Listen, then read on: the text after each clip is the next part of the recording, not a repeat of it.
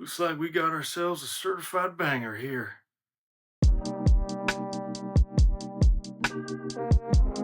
Finally, a good movie!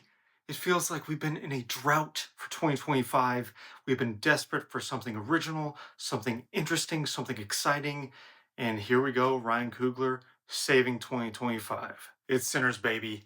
Yes, it's as good as you've heard, and it's kind of a return to form for Ryan Coogler. Last we saw him was 2022 with Black Panther Wakanda Forever. It was a difficult film for him to pull off. Of course, there was Chadwick Boseman's death, there was the Marvel machine he had to honor, and he just wanted to make a banging movie and maybe give Angela Bassett an Oscar nom.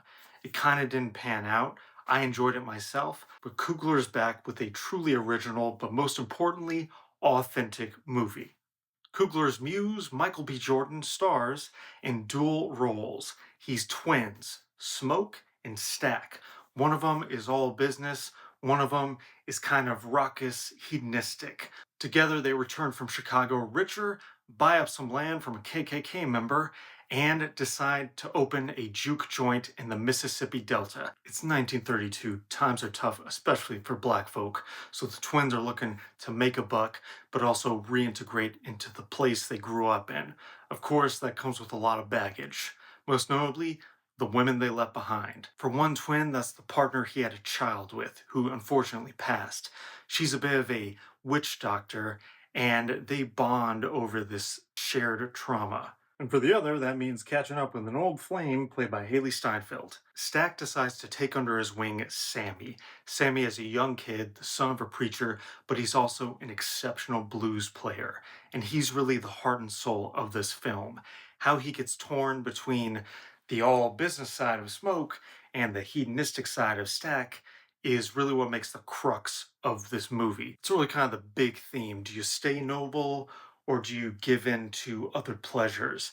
And this is a movie about pleasure. Coogler gives us a classic three-act structure. The first 40 minutes or so, it's all set up.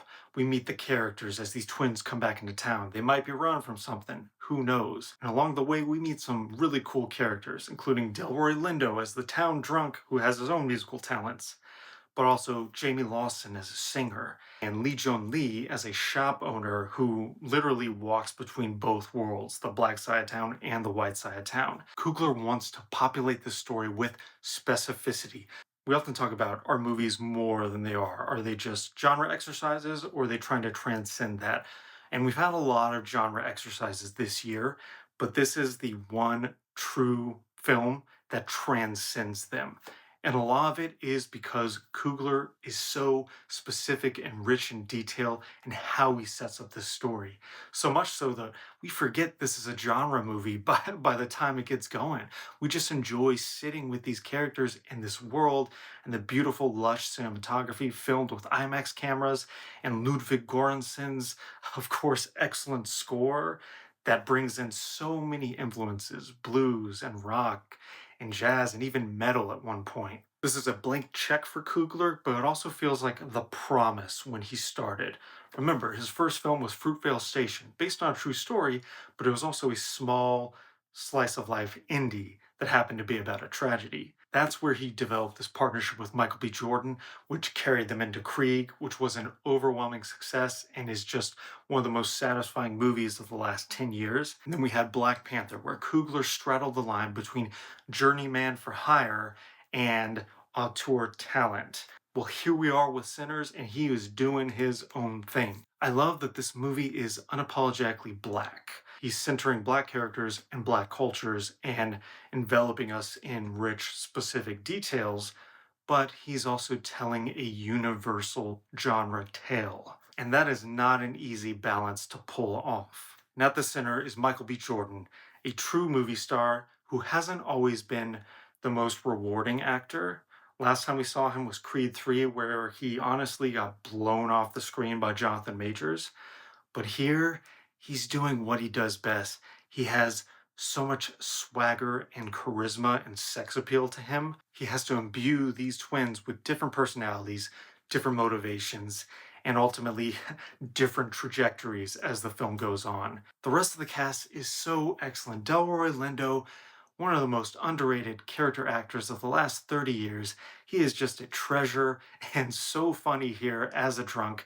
Haley Steinfeld brings new depths to her range. She is so sexy and slinky, and she's having so much fun. And then the newcomer, Miles Caton, as Sammy.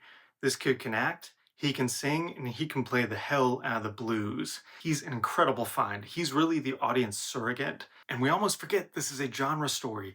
Vampires show up in a from dusk till dawn way. That's a huge influence on this.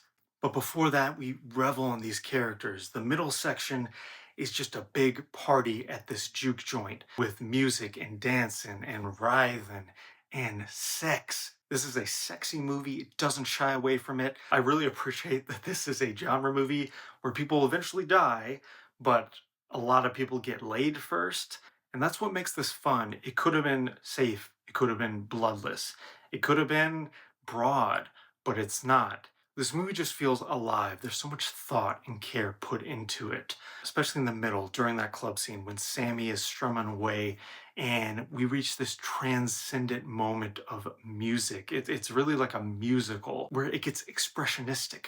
The characters are in tune with the music, but also the filmmaking is in tune with this moment. It's a virtuoso sequence. You will know it when you see it. And it's really what sold me that Coogler knows exactly what he's doing. We get a feeling that everything he's showing us is everything he wants us to see. It's just such a rich, satisfying experience.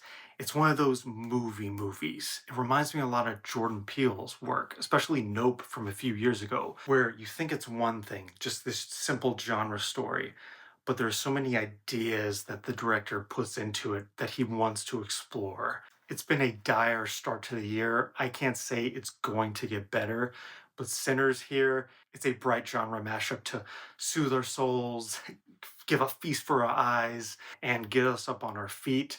There was cheering and clapping in the theater at the end of this. It is rewarding, thematically rich, has stellar performances, excellent genre thrills, and is just plain fun. I might lower my grade toward the end of the year, but right now I'm riding that high. I give Sinners an essential 4.5 out of 5 stars. If you like this review, please like and subscribe or follow me on Letterboxd at RamirezS316. I don't know about you, but being a vampire looks awfully fun. I think I'm gonna go river dance with the vamps.